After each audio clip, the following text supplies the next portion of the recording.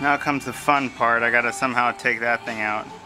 So, I think pretty much I have to undo this bolt right here, move this thing to the right, unplug a wire, and then there's 3 screws that hold the thing on. If you look at the main one, see there's 1, 2, 3 screw holes. So I just have to unscrew those 3. I think there's probably a ground that gets plugged onto there, and then the wire plugs into this. I heard there's a heat sink or something that's on the back that I'm gonna have to deal with too. Sorry for that being sideways. Anyway, wish me luck. Okay, so I unscrewed the screw here and moved this bar just to the right. You just kind of slowly turn it and it seems to go alright, which is cool. So it looks like there's a plastic piece I'm gonna have to unclip with a screwdriver and then unplug that wiring harness. And then I'll do the lower 2 nuts first, and then I'll do the upper nut and see if it just pops out. That'd be great.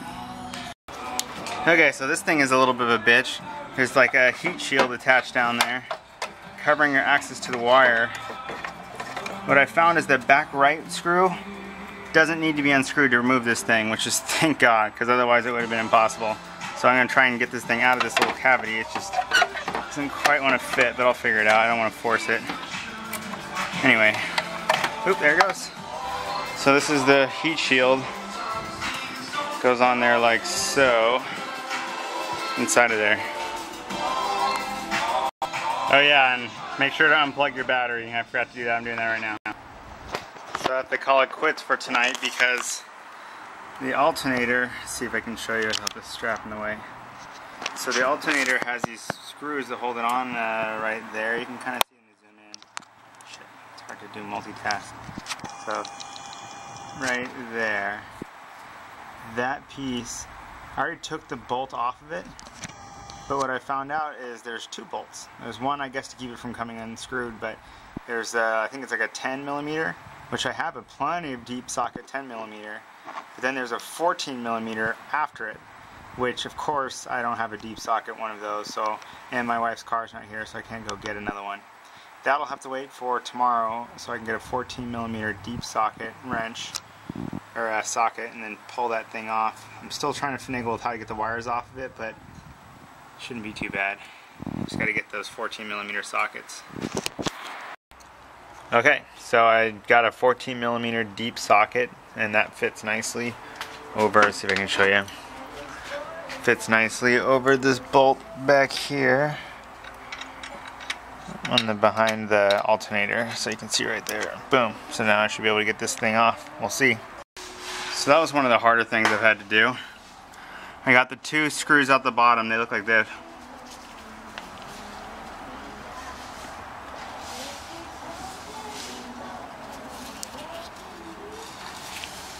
That came out the bottom of this thing, which took a feat of all a combination of these to get it done, and sheer force of will. I would not recommend it for somebody who's not needing to drive their car the following day, because it takes some motivation to get through it. But good God, the top screw is all that needs to come off now.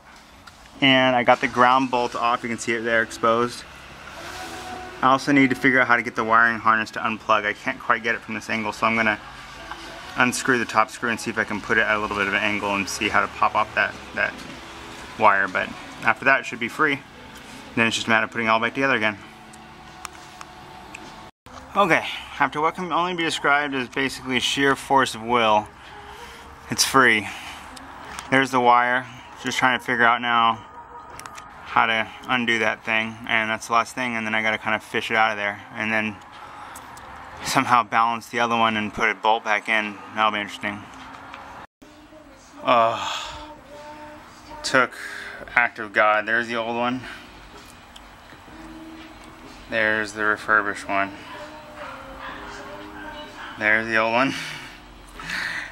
There's the refurbished one. Thank God.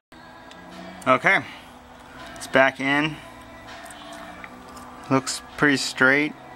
I screwed in the screws crazy tight. Haven't plugged the wires in yet. So I did the top screw first because it's just basically the only way I could figure out how to do it. So it would hold it there, and then I put in the lower 2. And then I put there's like a little metal bracket that holds the wiring harness at the bottom of the bottom bottom left screw, or bottom toward the driver screw, and so I had to kind of push that back onto the screw, and then I put down that back corner 10mm bolt already, and now I got to put back on this heat thingy, this thing. So see how that goes. It was kind of a pain to get out of there, to be honest, so that'll be interesting. Okay, got the heat shield back on. You can see it back there. It was actually really easy. It went right in. I put the wires back in. You gotta do that first. Now I just gotta put the 2 bolts on to hold the heat shield back on, and then I just have to put the belt back on. That's it for the alternator. Pretty cool. Okay, now everything's installed. I'm ready to install the belt. And just kind of going off this diagram right here. Hopefully it's the right one. I'll know in a second. Just gonna run the belt around there and deal with the tensioner, and should all just kind of plop on there very difficultly. We'll see.